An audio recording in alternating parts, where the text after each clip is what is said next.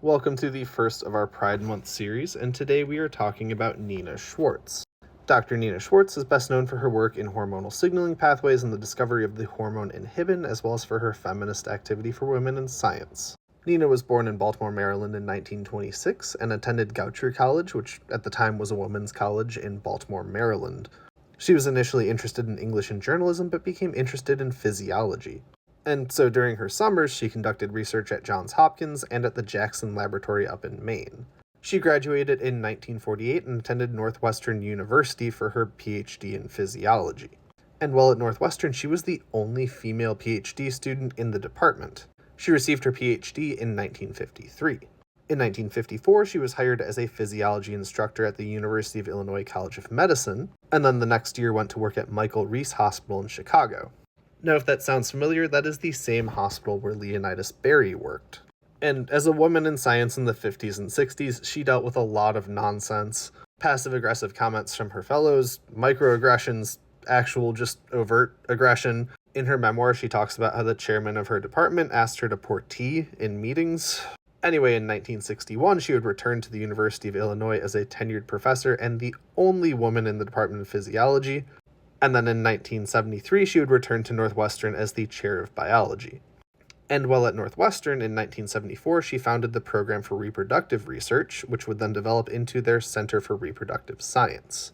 Kind of a big deal in the field. Now, while at Northwestern, she began investigating gonadotropin secretion in the pituitary gland.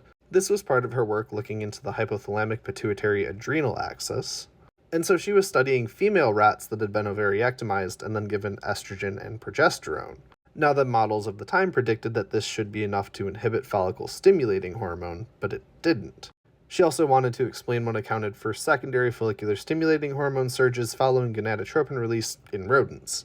And so she demonstrated that follicular fluid from a pig would account for these changes, proving that some hormone in that follicular fluid, which was secreted by the ovary, provided this inhibitory effect. Serum alone did not do this.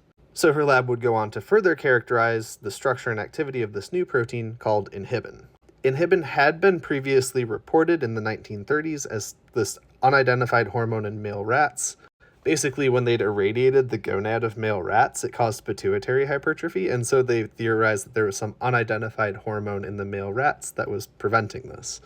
Now, today, inhibin is used in a variety of different tests. It's part of prenatal screening, and it's been used as a marker for ovarian cancer as well as for male infertility.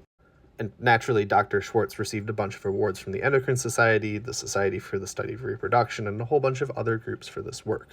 She was also amazing outside the lab. So in the early 1970s, she became a founding member of the Association for Women in Science. According to her memoir, this happened after drinks at a conference with other female scientists who were frustrated with the state of the field.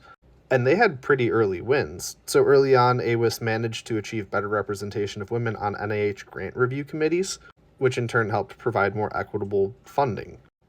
AWIS is still around today. She also co-founded the Women in Endocrinology Society within the Endocrine Society, advocating for women's representation on various different organizing committees. And then in 2010, she wrote her memoir, called A Lab of My Own.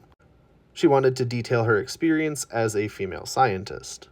And in this book, after a storied career in science, she chose to publicly come out as a lesbian, hoping that the book would provide young gay scientists a lesson on the possibilities for success and happiness in the field without all these splits in their lives. She continued to live in Evanston with her partner, Harriet Wadeson, an art therapist PhD, until her passing in 2018.